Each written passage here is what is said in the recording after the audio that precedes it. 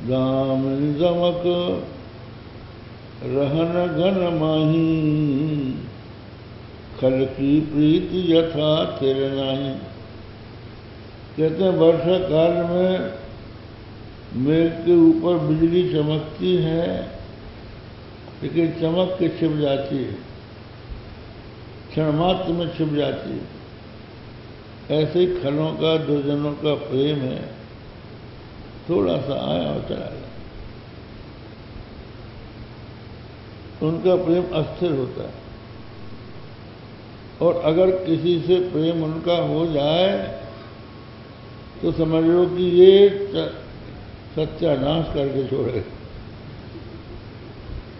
उससे पीछा छुड़ाना ही मुश्किल है। आप किसी अच्छे रास्ते पर जा रहे हैं तो वो आपको जाने नहीं देगा, तो ये कुपथ। इसलिए कहते हैं कि दुर्जनों का प्रेम यदि स्थायी हो जाए अपने प्रति, तो वो प्रेम हमारे लिए घातक ही होगा। इसलिए ऐसे कुमित्र को छोड़ दें। अस कुमित्र परिहरे बलाई, छोड़ देना चाहिए। मित्र बनाते समय इन सब बातों का ध्यान रखना जरूरी होता है। आजकल लोग मित्र बनाते हैं, दोस्त बना लेते हैं, लेकिन दोस्ती निभा नहीं पाते। कुछ दिनों में एक दूसरे के शत्रु हो जाते हैं। जो गधे हैं वो पीछे से दुलत्ती मारते, सामने नहीं। सामने है और सच बात है, जब भी झगड़ा करना होता है ना, तो सामने वाला आंख नहीं मिलाएगा। आप इधर देखेंगे तो वो उधर देखेंगे। आंख मिल जाने पर कुछ संकोच हो जाता है, इसलिए आंख से आंख नहीं मिलाते। झगड़ा जब भी होता है, बहुत सी महिलाएं हैं, देवरानी जेठानी लड़ती हैं, तो वो आंख से आंख नहीं मिलाएंगी, वो इधर देखेगी, वो उधर देखेगी, लेकिन वाणी से यह रोक लेंगे एक दूसरे के प्रति। तो ये खरों का काम। तो वो आया और बलदेव जी को दुलत्ती मारने लगा। बलदेव जी ने एक बार उसको पकड़ के फेंक दिया, फिर आया, फिर आके दुलत्ती मारने के लिए जैसी टांग उठाई, बलदेव जी ने उठा के, गधों का इलाज दो भी करते हैं, तो उसके पीछे की दोनों टांगें पकड़ के खूब घुमाया, जैसे धोबी घुमा के पत्थर में पटक के कपड़ा धोता है, उसी तरह से उन्होंने उस खर को एक पेड़ के ऊपर पटका, तो वो निष्प्राण हो गया।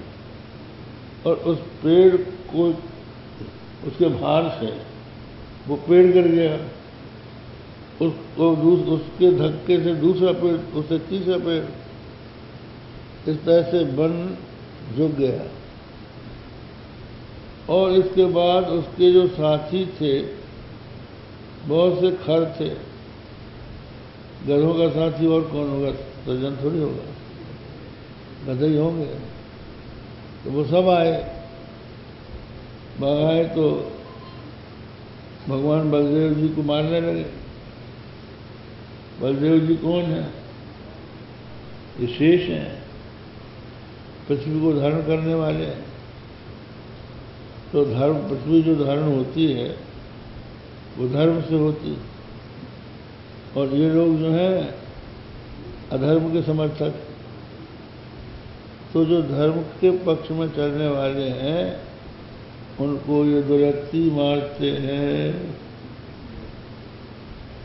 तो दोनों भाइयों ने पटक पटक के सबको समाप्त कर दिया। और ग्वाल वालों से कहा भरपेट ताल पर खाओ। तो जो उत्तम फल चाहता है वो भगवान की शरण में जाए। सबसे बड़ी बात यह है कि जो भी आपको मिलता है वो भगवान के ही द्वारा मिलता है।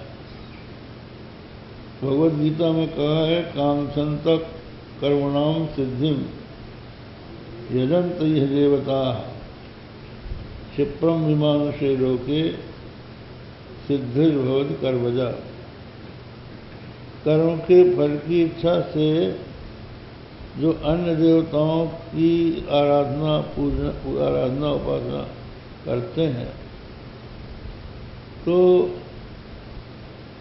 कर्म के फलस्वरूप सिद्धि उनको सिद्धि मिल जाती है, यद्यपि वो सिद्धि अंतवती होती है। और फिर प्रण्य देवता भक्त्या यजन्ते श्रद्धयान्विता तेपि मामेव कौन्ते यजन्त अविधिपूर्वकम यजन्ति विधिपूर्वकम। जो भक्ति पूर्वक दूसरे देवताओं की आराधना करते हैं, यजन करते हैं, वो भी मेरा ही यजन कर रहे हैं, अविधि पूर्वक कर रहे हैं, क्योंकि फल तो मैं ही देता हूँ।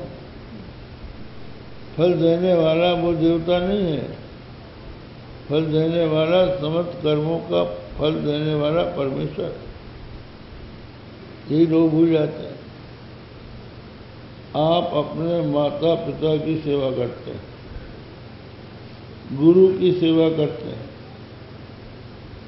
तो उसका फल माता पिता थोड़ी देंगे।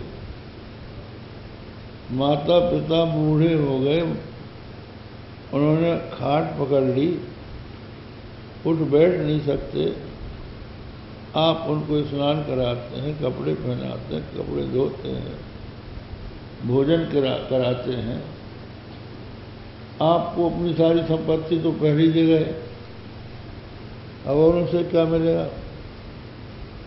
वो मिलेगा परमात्मा की ओर से। इसने अपने माता पिता की सेवा की, ये इसका पुण्य कार्य है, अब इसका फल हो जाएगा। ऐसे ही आप अपने गुरु की सेवा करते हैं,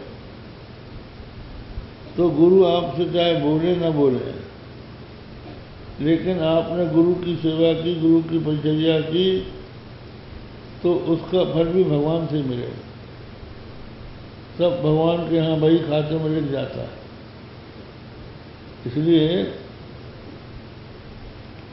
हमारे गुरु जी कहते थे कि यदि तुमको कोई भोजन करा है, साधु तो भोजन करते ही हैं गृहस्थ के यहाँ, तो तुम मत समझो कि ये करा रहा है, कराने वाला वही है। अब समझ लीजिए कि आजकल कितना स्वार्थी संसार हो गया है। अपने सगे बाप को भी दूध नहीं पिलाते, लेकिन हम लोगों के सामने दूध के गिलास लिए खड़े रहते हैं कि पी लो महाराज। तो ये थोड़ी दूध पिला रहे हैं जो सबको खिलाने